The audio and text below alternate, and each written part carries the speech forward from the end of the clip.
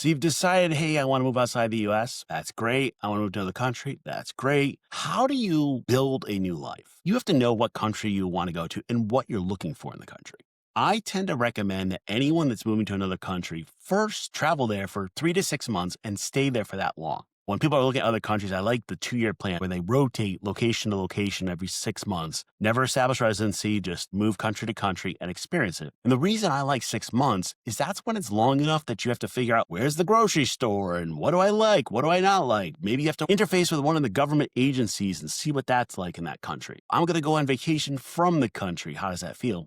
But really, I'm trying to get a chance for you to rent and try out a country before you move there permanently. I like an extended period of time because if you're there for a month, you're still on the vacation list. You're doing the check off. I have to go visit these places. You might have to go grocery shopping once, but you're not really getting the experience. I had a client do this. They went out to Italy. They did a few months at a place.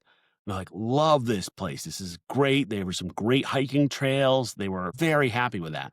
Then they figured out they were way too far from the city. They like both nature and hiking and being able to go to the city and enjoy and walk the city and go to all the events and just be part of people. You need to figure that out. And you also need to figure out what culture fits you. Now, the bonus is new AirPods just came out and they have translation services built in. You can use those for now to try out a country. If you're going to live there long term, you probably should take the time to learn the language. Because learning the language is about learning the culture, it's about learning the country, it's about being immersed in it. But when you're trying things out, AirPods work fine, or you can use Google Translate on your phone or whatever else it is to get your way around. Now, once you've decided, I want to move, that's it, this is my new home, we need to make that mental shift from this is not a vacation to this is my new residence. I think the biggest change I've seen in people is once they realize, let's say they're living in France and they say, I like France. When they go from France to Germany for a vacation, it feels weird because then they're realizing France is my home. I'm vacationing in Germany rather than US is my home. I'm vacationing in France and I'm visiting Germany. That sounds like semantics, but that's the difference of whether or not you've embraced that culture or not, and you're part of it. The bonus is in many countries, there's some great expat communities. Go ahead, Google it, throw it on Facebook, and there's often buildings with a lot of expats together. For example, I worked with somebody in Portugal, and this apartment complex she lived in were really all expats. They're all U.S. citizens that moved to Portugal.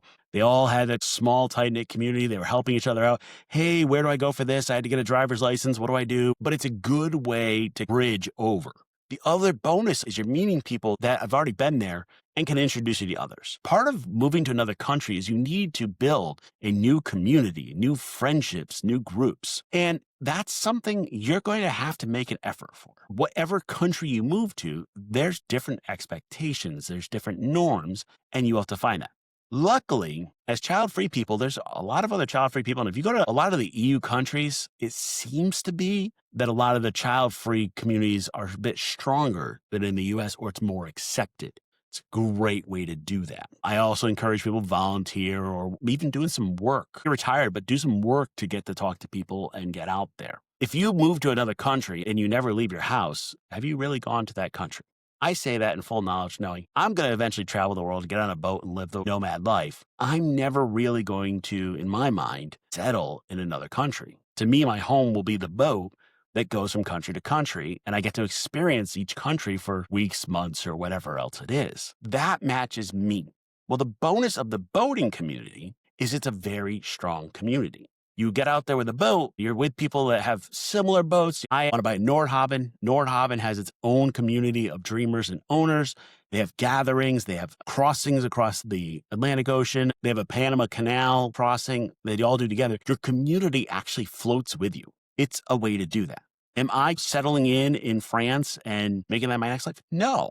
I'm going to wake up in a different place each day and make that part of it, but I'm still building a community.